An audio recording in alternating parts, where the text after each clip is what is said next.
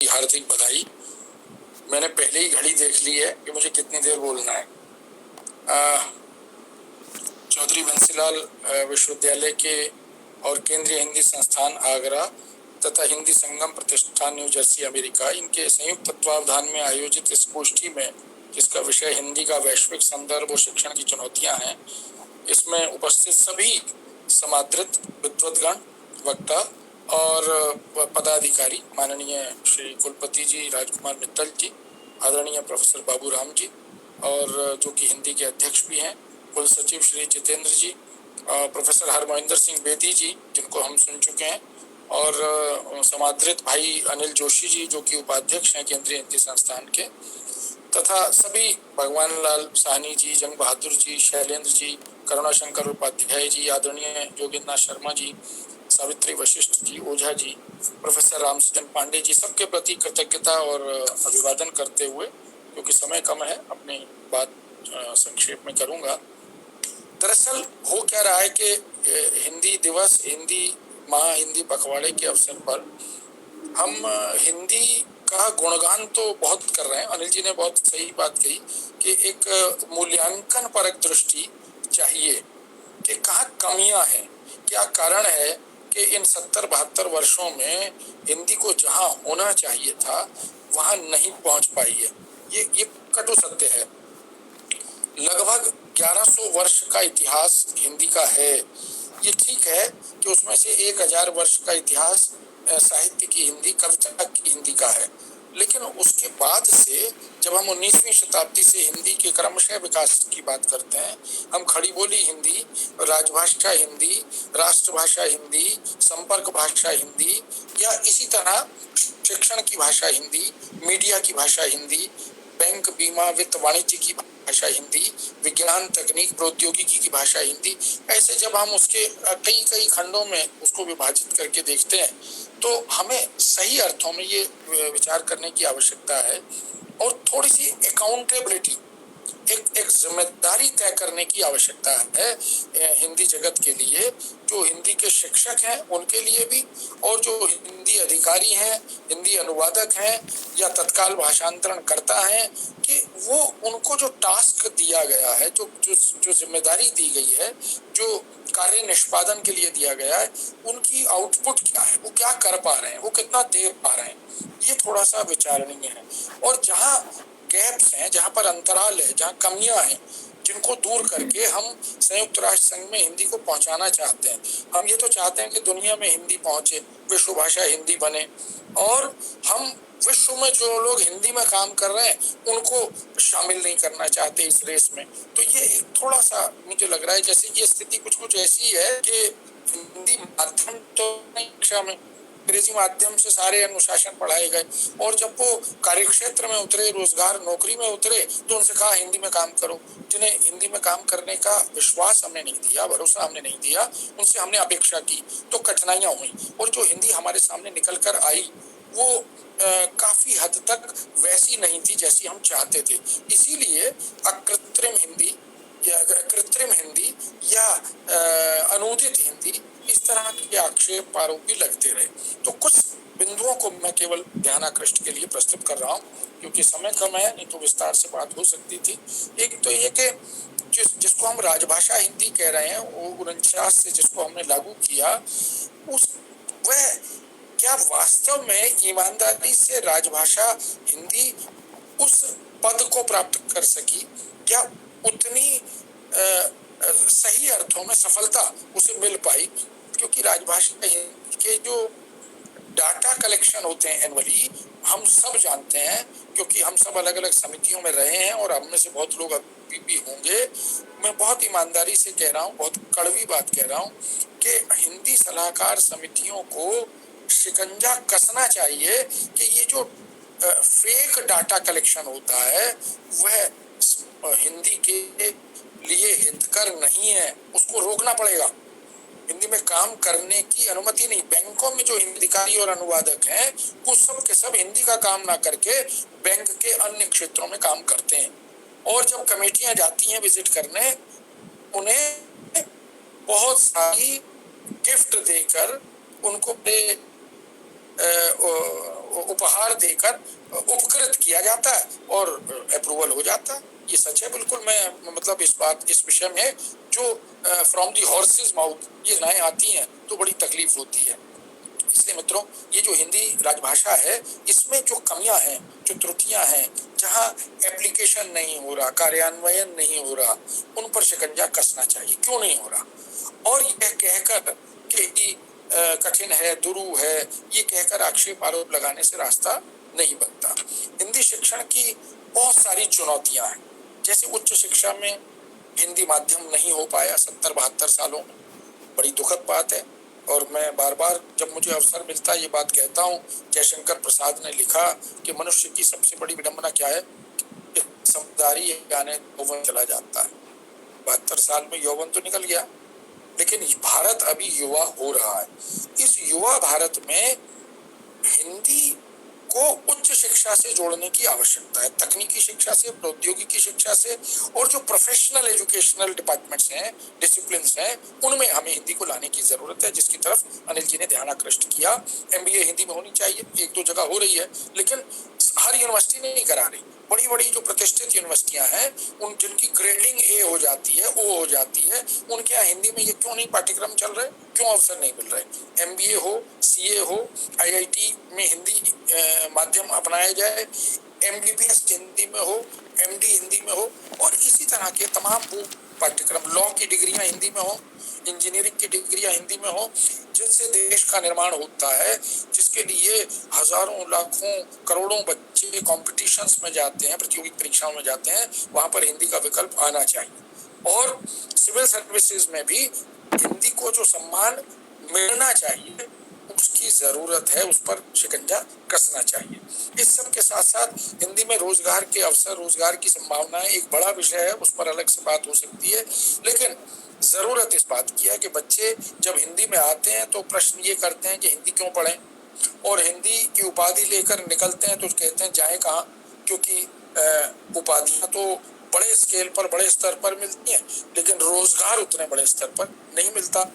बहुत सारी यूनिवर्सिटियों के कोर्सेज को, पाठ्यक्रमों को रोजगार के पदों की अपेक्षा के अनुसार ढालने की आवश्यकता है। ये एक बड़ा दोष है हमारे कोर्सेज में। हिंदी में BA ऑनर्स कर लेते हैं तो अनुवादक नहीं बन सकते, क्योंकि 3 साल अंग्रेजी नहीं पढ़ी, क्योंकि 3 साल उन्होंने अंग्रेजी न पढ़ने के कारण अपनी जो पात्रता है उससे हाथ धो लिया।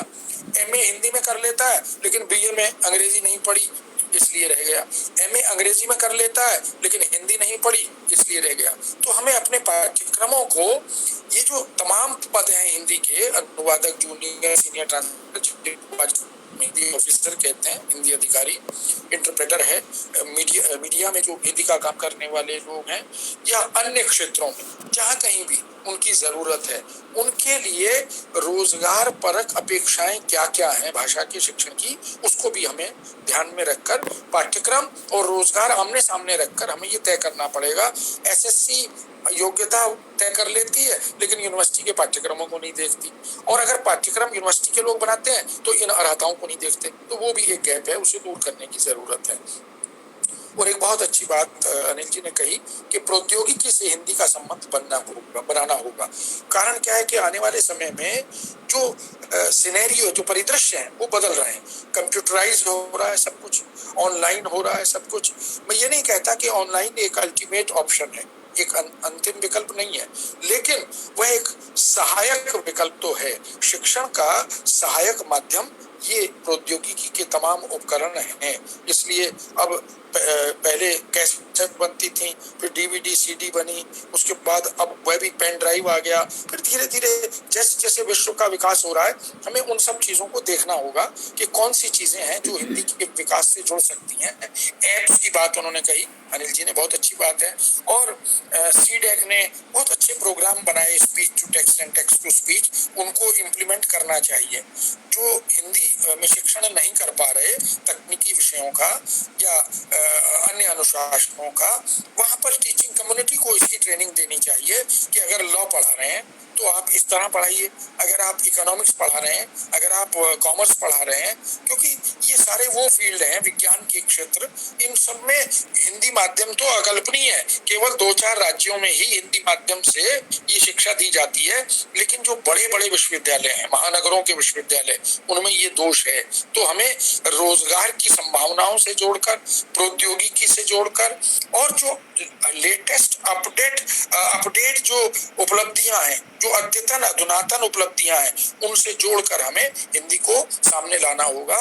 जो हमारी उच्चतम न्यायालय सुप्रीम कोर्ट है, वहाँ एक बहुत अच्छी बात उन्होंने कही कि तत्काल भाषांतरण जैसी व्यवस्था या जो एप्स हैं उनसे जोड़कर जैसे संसद में सुविधा होती है, इन सब को भी वास्तव में जैसे अभी बीच में एक प्रचलन शुरू हुआ था कि हिंदी का कोश बनेगा तो उसके साथ एक डीवीडी भी साथ में जाएगी कि ऑनलाइन उसको देखा जा सके।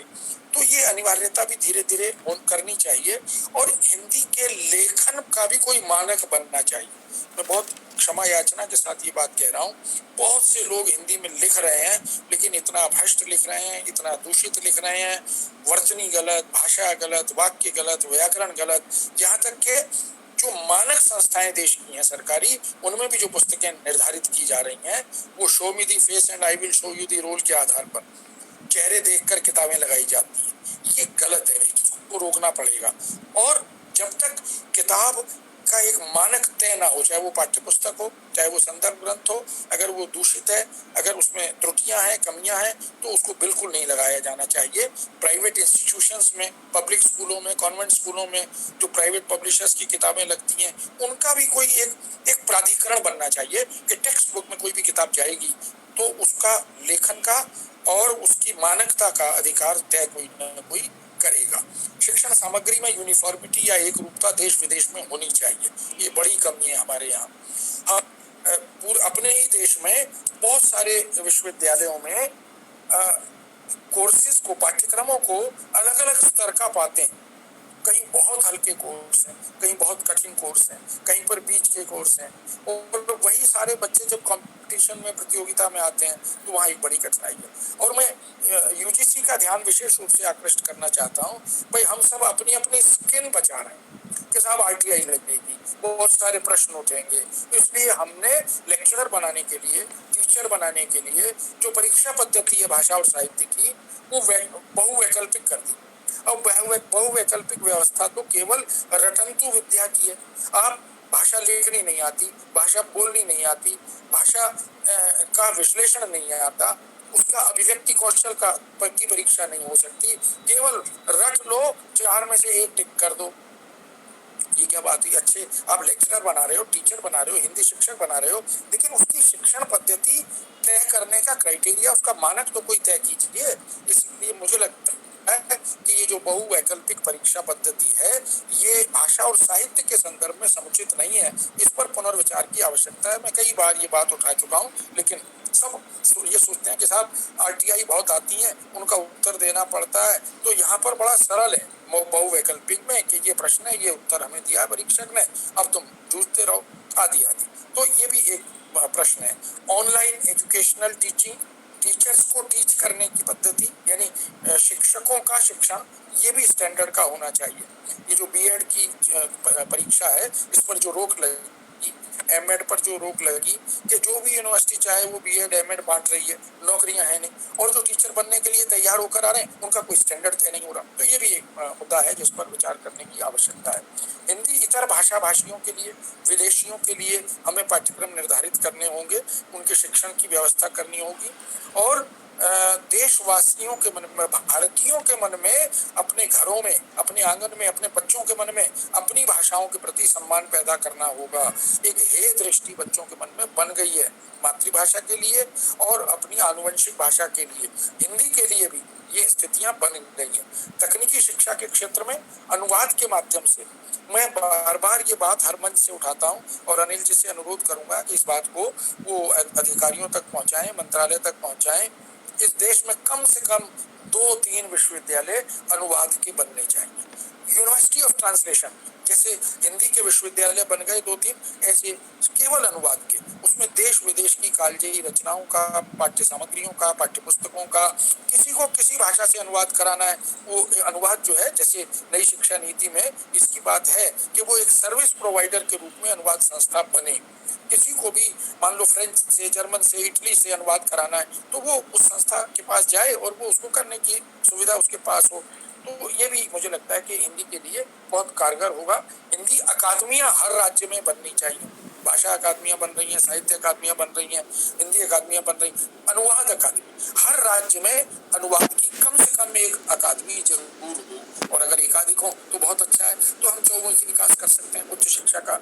और अनुवाद का प्राधिकरण बनना चाहिए, अथॉरिटी बननी चाहिए अनुवाद की एक, जो ये तय करे कि मानक अनुवाद क्या है, या किस अनुवाद को हम ठीक माने। जिसकी जो मर्जी आ रहा है वो अनुवाद किए जा रहा है, एक ही अनुवाद के 10-10 वर्जन हमें मिल रहे हैं, लेकिन किस अनुवाद को मानक माने ये तय नहीं है। तो कोई एक कसौटी इसकी तय होनी चाहिए, विचार होना चाहिए। दिल्ली जो लाइब्रेरीज हैं उनमें हिंदी के जो अनुभाग हैं उनमें जो खरीद होती है उसमें जो पक्षपात है उसे रोकना चाहिए। अंग्रेजी की किताबों का बजट होगा लाखों करोड़ों रुपए का, हिंदी की किताबों का बजट होगा हजारों का। ऐसा क्यों? क्योंकि हिंदी को हमने उपेक्षित भाव से, सौतेले व्यवहार से ट्रीट किया, देखा, इसलिए। और हिंदी की पत्रिकाएं जो बंद हो रही हैं लगातार, इसके कारण क्या है, हिंदी की पठनीयता क्यों घट रही है, इस पर विचार करना चाहिए। पत्र पत्रिकाओं को पोषित करने की व्यवस्था क्या हो सकती है सरकारी स्तर पर या संस्थागत स्तर पर, उस पर भी हमें विचार करना चाहिए। और इसी तरह से जो ई लाइब्रेरीज हैं हिंदी की पत्र पत्रिकाओं की, उनको विकसित करने के अवसर कैसे बने, और हर लाइब्रेरी में एक हिंदी की ई लाइब्रेरी सेक्शन अलग से बने। उसमें जैसे आजकल हम ई कोश की बात कर रहे हैं, ई शब्दावली की बात कर रहे हैं, तो ये सब भी वहां पर होना चाहिए। अंतर्राष्ट्रीय शिक्षण व्यवस्था से इसको जोड़ा जा सकता है, हिंदी के विद्यार्थियों, शिक्षकों के लिए, विदेशी हिंदी सेवकों के लिए इसको जोड़ा जा सकता है, उनके कोष बने। दुनिया भर में, भारत से बाहर कौन कौन लोग हिंदी में काम कर रहे हैं, हिंदी का काम कर रहे हैं, लेखन कर रहे हैं, भाषा को लेकर, साहित्य को लेकर, साहित्य की विधाओं को लेकर, उनकी डिक्शनरी, उनके कोष बनने चाहिए, पता लगना चाहिए। और उन सबको जो विश्व के स्तर पर हिंदी की टीचिंग कर रहे हैं, शिक्षक हैं, उन सबके भी कोष बनने चाहिए, उनके नाम आदि, उनके पते आदि, उनकी जानकारी मिले, उनका विषय क्षेत्र का पता लगे, इस पर काम होना चाहिए। और जो जो पुस्तकें विदेशों में लिखी जा रही हैं उनको हिंदी साहित्य के इतिहास में शामिल करना चाहिए। अगर वो उच्च स्तरीय हैं उनको हम साहित्य में, साहित्य के इतिहास में शामिल करें। उनके साथ हम सौतेला व्यवहार करते हैं, जब हिंदी साहित्य के इतिहास लिखे जाते हैं तो प्रवासी साहित्य को उसमें शामिल नहीं करते। हम विदेशों में बैठे हुए हिंदी की सेवा कर रहे लोगों को शामिल नहीं करते, भले ही उनको जितना वांछित स्थान है उतना मिलना चाहिए। और जो देश विदेश की यात्राएं हैं, अन्य सारे विषयों में बहुत सारी स्कॉलरशिप है, लेकिन हिंदी के बच्चों के लिए इस तरह की स्कॉलरशिप विदेश गमन की नहीं है, उनको बढ़ाना चाहिए। विदेशियों को हिंदी सीखने यहाँ लाने की जो संभावनाएं हैं वो बढ़ानी चाहिए। और इसी तरह अधिकारियों को विदेशों में जो हिंदी शिक्षण के लिए जाते हैं, जिनका निर्धारण भारत सरकार की संस्थाएं करती हैं, मैं बहुत क्षमा याचना के साथ कह रहा हूँ, वहाँ बहुत सारे लोग अयोग्य जाते हैं जो हिंदी ठीक से न पढ़ाते हैं, और इससे हमारी भाषा की, हमारे देश की व्यवस्था की जो छवि है बहुत खराब होती है। वहाँ चेहरे देखकर, संबंध देखकर उनका चयन होता है, जो कि बहुत दुखद है। अनेक विद्यार्थी आकर कंप्लेंट करते हैं, शिकायत करते हैं। तो मैं बहुत ये आधिकारिक मंच से, क्योंकि अनिल जी इस पर काम कर सकते हैं, मेरी बात को पहुंचा सकते हैं, और हिंदी वर्तनी, हिंदी भाषा, हिंदी लिपि की जो समस्याएं हैं, मानकता को लेकर, उनकी एक रूपता को लेकर, उनकी अनुप्रयोग की एक रूपता को लेकर, वो समस्याएं, उन पर भी हमें विचार करना होगा। क्योंकि स्वेच्छा से सीबीएसई अपने ढंग से मानक वर्तनी का इस्तेमाल कर रही है, एनसीईआरटी अपने ढंग से कर रही है, इग्नू अपने ढंग से कर रही है, सब अपने अपने ढंग से भाषा और लिपि का, वर्तनी का प्रयोग कर रहे हैं। हिंदी शिक्षण को हम रेडियो से, जैसे आदरणीय प्रधानमंत्री श्री नरेंद्र मोदी जी ने मन की बात से दुनिया में वो सारे इश्यूज, वो सारे मुद्दे उठाए, तो क्या यूनिवर्सिटियां या ऐसी हिंदी सेवी संस्थाएं अपने रेडियो चैनल से इंटरनेट से जोड़कर हिंदी शिक्षण के पाठ्यक्रमों को नहीं चला सकती? ऑनलाइन चलाया जा सकता है। मुझे लगता है उसमें हिंदी इतर भाषा भाषी भारतीय और विदेशी वो इसका लाभ उठा सकते हैं, उससे हिंदी का प्रचार होगा। और केंद्रीय हिंदी संस्थान आगरा इस दिशा में एक रेगुलरिटी, एक बॉडी बने, एक ऐसी संस्था बन जाए जो इसको रेगुलेट करे, मुझे लगता है एक बड़ा काम होगा। इग्नू को ले सकते हैं, महात्मा गांधी अंतर्राष्ट्रीय हिंदी विश्वविद्यालय को ले सकते हैं, श्री अटल बिहारी वाजपेयी हिंदी विश्वविद्यालय उसको ले सकते हैं, या बाकी जो यूनिवर्सिटीज हैं बड़ी बड़ी नामी गिरामी जिनके अरबों खरबों के बजट हैं, वहां पर भी इस तरह के रेडियो चैनल्स बने, वहां पर भी इस तरह के प्रिंट मटेरियल। अभी हिंदी कार्यान्वयन माध्यम कार्यान्वयन निदेशालय की बात की थी अनिल जी ने दिल्ली विश्वविद्यालय में, उसकी अकाउंटेबिलिटी तय होनी चाहिए ना, इतने साल से उसने क्या काम किया, उसका कंट्रीब्यूशन क्या है। ऐसे हर यूनिवर्सिटी में, बड़ी यूनिवर्सिटी में इस तरह का एक इम्प्लीमेंटेशन सेंटर बने जो हिंदी अनुवाद के माध्यम से या हिंदी में मौलिक लेखन के माध्यम से पुस्तकों, पाठ्य पुस्तकों आदि का काम करा सके। इस सब के साथ साथ भाषा, बहुत सारे विभाग हमें अलग बनाने की जरूरत है। अभी क्या है कि हिंदी विभाग है, वो हिंदी विभाग साहित्य भी पढ़ा रहा है, पत्रकारिता भी पढ़ा रहा है, अनुवाद भी पढ़ा रहा है, भाषा विज्ञान भी पढ़ा रहा है। क्यों नहीं हम यूनिवर्सिटियों में हिंदी के इन विभागों अनुभागों को अलग कर सकते हैं? जैसे हिंदी का भाषा विभाग अलग बना दिया जाए, भाषा विज्ञान विभाग अलग बनाया जाए, हिंदी का पत्रकारिता विभाग अलग किया जाए, हिंदी के अनुवाद विभाग अलग किए जाए और उनको जिम्मेदारी दी जाए और उनकी अकाउंटेबिलिटी तय हो कि वो क्या कर रहे हैं, उन्होंने क्या क्या कर लिया है अब तक। इसी तरह मेरा एक बहुत चुनौती है जो हिंदी के सामने, हिंदी शिक्षण के सामने, कि हमें कुछ ऐसे इतिहास ग्रंथों की योजना बनानी होगी। केंद्रीय हिंदी संस्थान इसमें ये काम कर सकता है।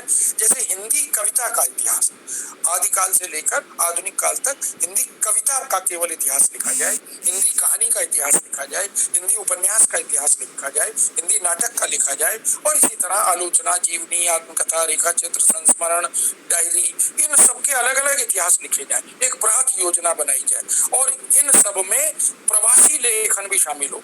दुनिया भर में जो इन क्षेत्रों में काम कर रहे हैं वो उसमें आने चाहिए, उन्हें आदर मिलना चाहिए। हिंदी अनुवादकों के कोष बनने चाहिए।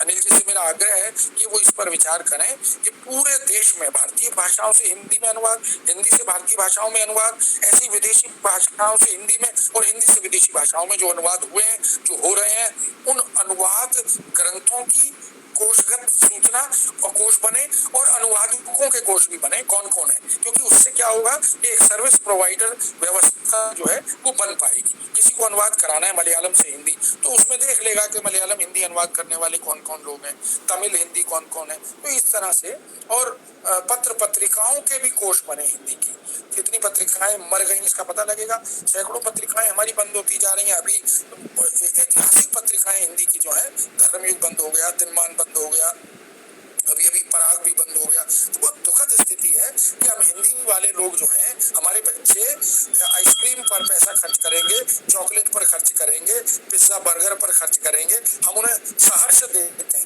लेकिन हिंदी की किताब खरीदनी हो, हिंदी की पत्रिका खरीदनी हो तो माता पिता डांट देते हैं, नहीं नहीं क्या जरूरत है। ये जो स्थिति है, ये जो मानसिकता है, इसको बदलने की आवश्यकता है। और एक और सुझाव मेरा है, हिंदी व्याकरण की जो कोठियां हैं उनके कोष बनने चाहिए, उसमें हिंदी शिक्षण में बहुत बड़ा उपकार हो पाएगा। जैसे हिंदी का संज्ञा कोष बने, हिंदी का सर्वनाम कोष बने, हिंदी का विशेषण कोष बने, हिंदी का क्रिया कोष बने, और ये चित्रात्मक हो, व्यवहार मूलक हो, प्रयोग कोष हो, और अंग्रेजी वर्जन के साथ, अंग्रेजी अनुवाद के साथ हो, इनमें पिक्टोरियल होगा।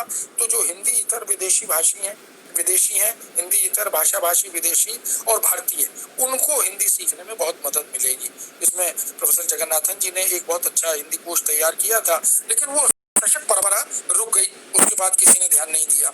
हर यूनिवर्सिटी में हिंदी भाषा की लैब बने, लेबोरेटरी बने, जो अनिवार्य हो। जिस यूनिवर्सिटी में ना हो उसकी अकाउंटेबिलिटी तय हो। इस तरह पुस्तकालयों में अलग अलग व्यवस्था हो और हिंदी अधिकारियों, अनुवादकों आदि के प्रति लक्ष्य पूर्ति का निर्धारण हो, उनके सामने कुछ टारगेट्स हो और ये पूछा जाए कि उन्होंने जो काम दिया गया वो काम कितना हुआ। जो सलाहकार समितियों में लोग थोड़ी थोड़ी गड़बड़ें करते हैं उन पर रोक लगे, वो जाकर ऑब्लाइज्ड होते हैं, वो भेंट उपहार संस्कृति के माध्यम से जो डाटा बदल देते हैं या फेक डाटा तैयार करते हैं, उसकी जांच हो, उनके ऊपर कोई समिति बने जो इस तरह की समितियों का निर्धारण करते हैं। और स्कूलों पर नकेल कसनी चाहिए। 8वीं कक्षा के बाद हिंदी अनुभाग बनने ही नहीं देते। Public school, convent school, principal teachers को डिमोरलाइज करती हैं, हतोत्साहित करती हैं, बच्चों को हतोत्साहित करते हैं। वहां पर हिंदी माध्यम से अगर किसी को फिजिक्स पढ़नी है, केमिस्ट्री पढ़नी है, मैथमेटिक्स पढ़ना है, तो अनुभागों में इसकी व्यवस्था होनी चाहिए। और 8वीं के बाद 10वीं 12वीं तक हिंदी सेक्शन बनना चाहिए। अगर कोई हिंदी विषय लेना चाहता है तो उसे कोई रोकेगा नहीं। लेकिन सारे पब्लिक और कॉन्वेंट स्कूलों में ये दुर्व्यवस्था है, इस पर कोई जांच कमेटी बननी चाहिए। हिंदी शिक्षकों को एक मनोबल बढ़ाने की स्थिति बननी चाहिए। और इन सब के साथ साथ हिंदी माध्यम से शिक्षण के अनुभाग बनाने की संस्कृति हो, कोई व्यवस्था ऐसी होनी चाहिए।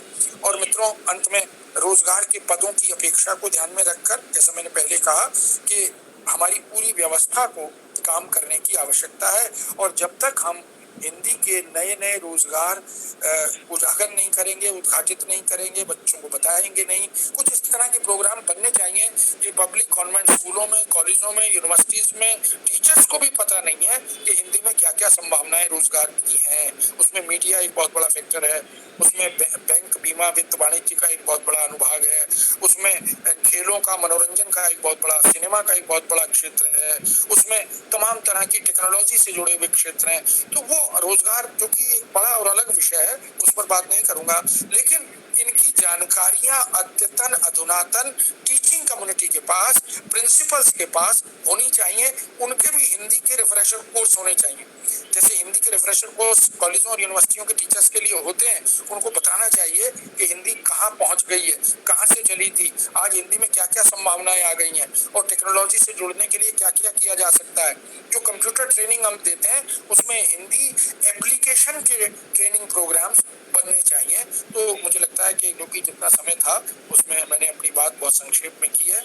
आशा करता हूँ कि मेरी बात आप सब तक पहुंची होगी, और अपेक्षा करता हूं कि जो आधिकारिक संस्थाएं हैं वो इन पर गंभीरता से विचार करेंगी। बहुत से कुलपति हमारे बीच हैं, वो इस पर विचार करें, और जो टीचिंग फैकल्टी के, कम्युनिटी के लोग हैं हिंदी के, वो सब भी इस पर गंभीरता से कार्य करें। बहुत बहुत धन्यवाद, नमस्कार। बहुत धन्यवाद टंडन जी।